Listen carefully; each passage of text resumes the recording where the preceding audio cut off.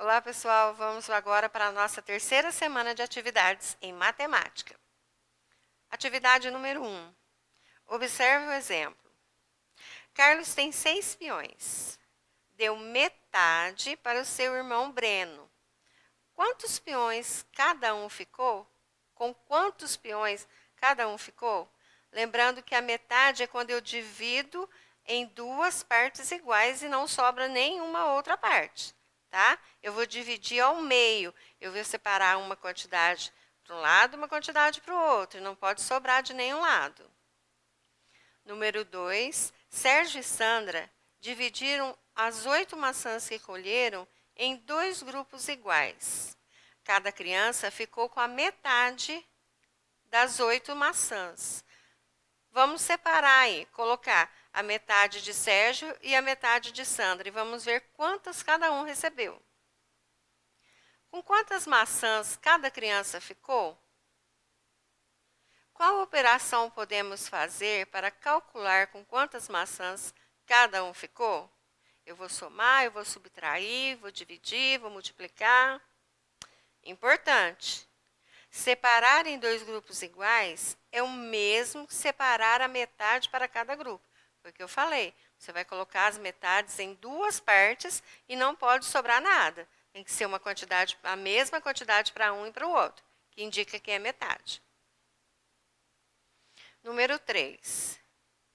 Os 12 adesivos a seguir serão distribuídos igualmente entre 3 crianças. Cada criança ficará com a terça parte da quantidade de adesivos. Na outra atividade seria metade. Agora a gente vai ficar com a terça parte. A gente vai dividir essa quantidade de adesivos entre 3 crianças. Agora você vai distribuir os adesivos nesses 3 quadrinhos aí. Quantos com a criança número 1, quantos com a criança número 2 e quantos com a número 3. E vão marcar aí embaixo quanto que ficou com cada uma das crianças. Na letra B, qual operação podemos fazer para descobrir com quantos adesivos cada criança vai ficar? Aí vocês vão anotar aí. Importante, separar em 3 grupos é o mesmo que separar a terça parte. Igual a explicação do dobro lá. Você divide o dobro, você separou ao meio ou multiplicou por 2. E no triplo você vai fazer e separar a terça parte. Você vai dividir para 3. Cada um vai ficar com a mesma quantidade, porém em 3 grupos. Número 4. A cada item, pinte o que se pede e depois complete as lacunas. Você vai completar os espaços aí. No primeiro quadrinho, você vai colocar a metade das bolas. Você vai contar quantas tem e vai separar a metade. A metade de 10 você vai colocar quanto tem aí.